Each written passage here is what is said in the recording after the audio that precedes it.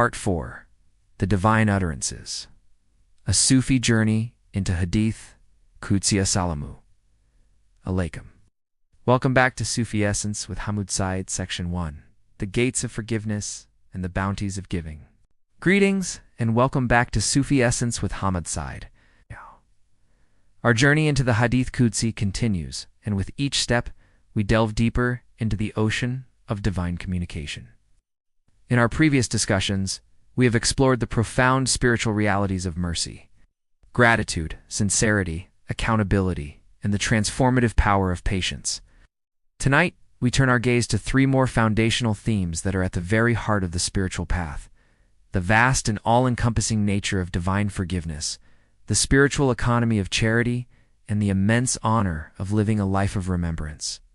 These are not just abstract concepts, but are the keys to unlocking a profound and intimate relationship with the Creator, a relationship built on trust, generosity, and conscious presence. The topic of forgiveness is perhaps the most comforting for the human soul. We are inherently fallible beings, prone to error and misjudgment. Without the promise of divine forgiveness, the weight of our mistakes would be unbearable, leading to a state of spiritual despair. The Hadith Qudsi on this subject reveals a divine promise that transcends all human measure, mercy so vast that it can encompass sins of any magnitude. For the Sufi, this is not a license for carelessness, but a powerful incentive to turn to Allah with a heart full of hope and sincerity. It teaches us that the door of repentance is always open, and that no matter how far we have strayed, the path back to the divine presence is always accessible. Hand in hand with forgiveness is the spiritual discipline of charity, or sadaqah. While often seen as a material transaction, in the light of the Hadith Qudsi, it is a spiritual one. It is an act of trust in Allah's providence, a way of purifying our wealth and our hearts. The Hadith we will explore tonight promises a direct and immediate return on our giving, a divine reciprocity that operates outside the laws of the material world. It teaches us that to give in the way of Allah is to invest in our spiritual bank account, a transaction that guarantees a return far greater than what we give. It is a profound lesson in a different kind of economy, one governed by divine generosity. Finally, we will reflect on the honor of divine remembrance, or Dhikr. In a world filled with noise and distraction, the act of remembering Allah with our hearts and our lips is a radical act of spiritual defiance. The Hadith Qudsi on this topic reveals an extraordinary truth. When we remember Allah, He is with us. This is not a metaphor, but a spiritual reality that every seeker strives to attain. It is a state of conscious presence where the distance between the Creator and the created melts away, and the heart finds its ultimate peace and purpose. These three themes, forgiveness, charity, and remembrance, are interconnected pathways that lead the seeker to the very heart of divine reality. Section 2. The all-encompassing nature of forgiveness. One of the most powerful and hopeful Hadith Qudsi is a direct and intimate address from Allah to every human soul. The Prophet, peace be upon him, taught, "O son of Adam, as long as you call upon me and ask of me, I shall forgive you for what you have done, and I shall not mind. O son of Adam, were your sins to reach the clouds of the sky, and then you were to ask for my forgiveness, I would forgive you. O son of Adam, were you to come to me with sins nearly as great as the earth, and were you then to meet me, not having associated anything with me, I would bring you forgiveness nearly as great as that." Sunan al-Tirmidhi, Hadith 3540. This Hadith is a beacon of hope for all of humanity, dismantles the chains of spiritual despair and self-condemnation by revealing a mercy that is boundless and without limits. The divine address, "O son of Adam," is a personal and direct call to every one of us, regardless of our past. It establishes a simple yet profound condition for forgiveness, calling upon Allah and asking for it. The phrase "I shall not mind" is a magnificent declaration of divine indifference to the magnitude of our errors. It means that Allah does not hold our mistakes against us, that He is not a distant, grudging deity, but a creator who loves to forgive. The imagery of sins reaching the clouds of the sky is a poetic and powerful way of conveying an immense quantity of wrongdoing. The Hadith promises that even if our sins are so numerous as to fill the very heavens, a sincere plea for forgiveness will wipe them all away. This is the reality of Allah's name, Al-Ghafur, the forgiving. The Hadith reaches its pinnacle with the third and most profound statement. Were you to come to me with sins nearly as great as the earth? And were you then to meet me, not having associated anything with me? I would bring you forgiveness, nearly as great as that. This is the core principle of Tawhid, the absolute oneness of Allah. All sins, no matter how great, are forgivable with sincere repentance. Save for the unforgivable sin of associating partners with Allah. The Hadith beautifully balances immense mercy with the foundational principle of faith. It teaches us that the greatest obstacle to divine mercy is not our sins, but our failure to recognize Allah as the one and only Lord. For the Sufi, this Hadith is a call to purify one's tawhid and to constantly seek forgiveness with a heart that trusts completely in Allah's boundless compassion. It is a spiritual reminder that the path to forgiveness is a path of humility and sincere turning to the divine, and that this act of turning is itself a source of immense reward and spiritual elevation.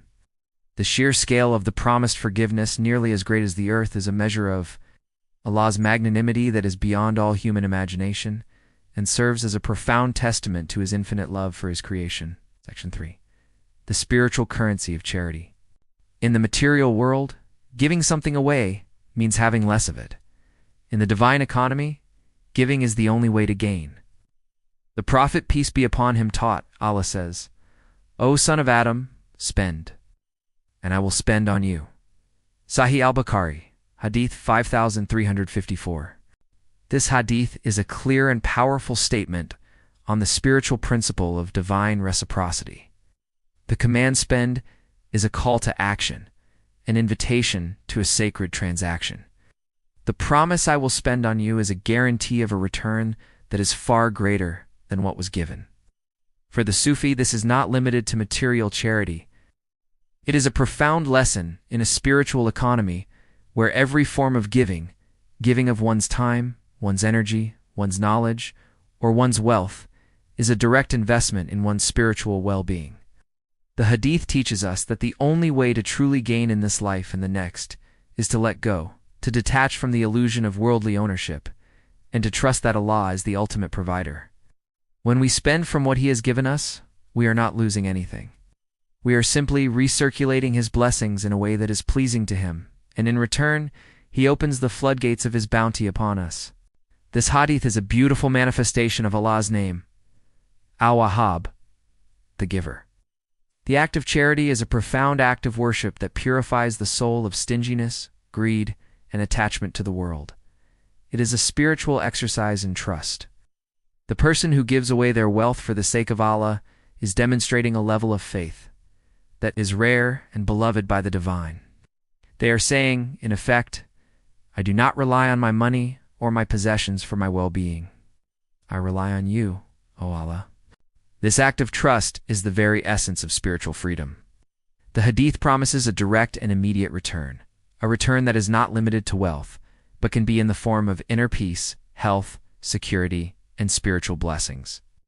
This divine reciprocity transforms the act of charity from a burdensome duty into a joyful and liberating experience. It is a testament to the divine truth that the only way to truly become rich is to give.